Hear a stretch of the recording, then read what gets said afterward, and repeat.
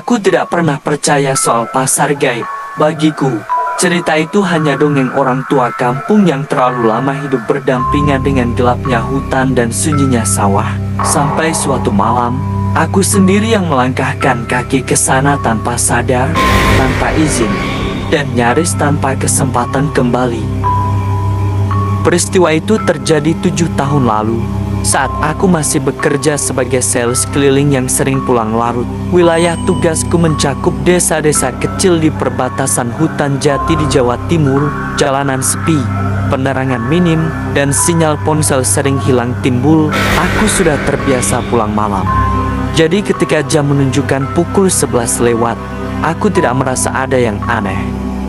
Malam itu, hujan baru saja reda. Jalanan tanah masih basah, memantulkan cahaya lampu motor seperti cermin kusam. Udara terasa lebih dingin dari biasanya, dan entah kenapa, bulu kuduku sering berdiri sendiri. Aku mencoba mengabaikannya, sampai motorku tiba-tiba mati, mesinnya tersendat, lalu benar-benar padam tepat di tengah jalan hutan. Aku memutar kunci kontak berulang kali, tidak ada respon, padahal bensin penuh dan motor baru diservis seminggu sebelumnya. Astagfirullah, gumamku. Aku turun, menuntun motor sambil berharap menemukan rumah warga atau warung kecil. Tapi semakin jauh aku berjalan, jalan itu terasa asing, padahal aku yakin ini jalur yang biasa kulalui. Hutan di kanan kiri tampak lebih rapat. Suara serangga mendadak senyap, digantikan oleh bunyi yang aneh seperti gemerincing logam dan suara orang berbicara pelan. Awalnya kupikir telingaku berdenging, tapi suara itu semakin jelas, ramai, seperti pasar. Aku berhenti melangkah. Pasar, di sini.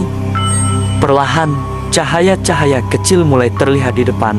Lampu minyak, lentera, obor-obor bambu, dan semakin aku mendekat, suara itu makin jelas, tawar-menawar. Tawa kecil, suara langkah kaki, bunyi alat timbang, bahkan suara ayam. Aku terpaku di tengah hutan yang seharusnya gelap dan sepi. Berdiri sebuah pasar, bukan pasar modern, bukan pula pasar desa biasa. Lapaknya terbuat dari bambu kasar, atapnya dari daun kelapa kering. Para pedagang duduk bersila di belakang dagangan mereka. Tidak ada spanduk, tidak ada papan nama, tapi semuanya tampak hidup. Orang-orang berlalu lalang. Mereka berpakaian sederhana, kebaya lusuh, sarung, baju batik pudar, pakaian seperti dari zaman dulu. Wajah mereka normal, sangat normal. Hatiku berdegup keras, logikaku berteriak, ini tidak masuk akal, tapi kakiku justru melangkah maju. Seorang ibu tua tersenyum padaku dari balik lapak berisi jajanan pasar. "Mas, mampir dulu, masih anget," katanya ramah. Aku menelan ludah. "Ini pasar apa ya, Bu?" "Pasar ya, pasar," jawabnya sambil tertawa kecil. "Mas dari mana?" "Saya lewat sini mau pulang." "Oh, kasihan, malam-malam sendirian, silakan duduk dulu." Entah kenapa, aku menuruti. Aku duduk di bangku kayu pendek, mataku menyapu sekeliling. Ada yang menjual sayur, ada yang menjual kain, ada yang menjual daging, tapi aku tidak berani memperhatikan terlalu lama. Bau pasar itu khas, campuran tanah basah, asap kayu, dan sesuatu yang amis. Seorang pria paruh baya mendekat, membawa keranjang. "Mas cari apa?" "Tidak, saya cuma mau istirahat sebentar." Ia menatapku lama, senyumnya perlahan menghilang.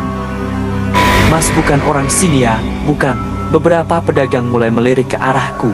Suasana yang tadinya ramai, pelan-pelan terasa berat. Ibu tua tadi mendekat lagi.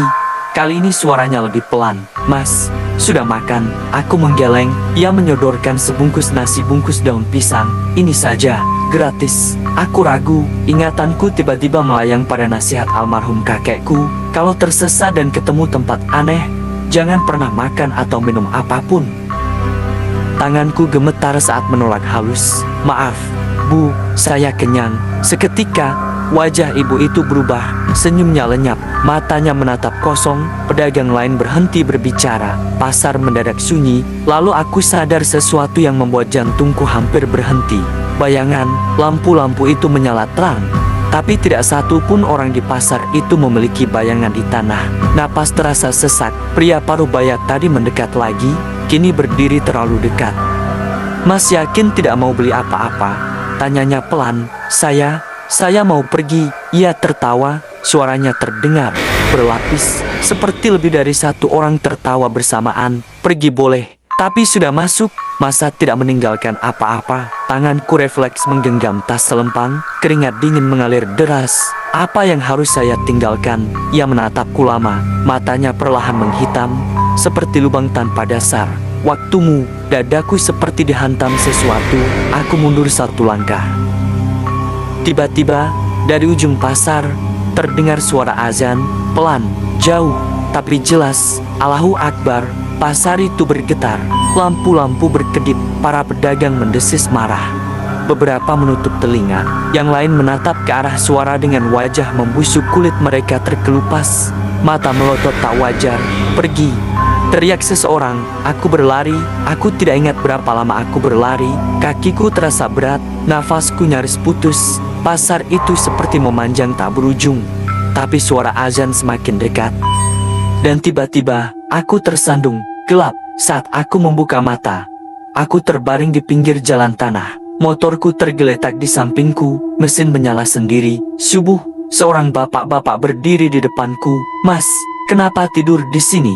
Bahaya, aku terduduk. Hutan kembali normal, tidak ada pasar, tidak ada lampu, tidak ada suara. Tadi malam, suaraku gemetar. Bapak itu menghela napas panjang. Mas masuk pasar Goibia. Aku menatapnya kaget.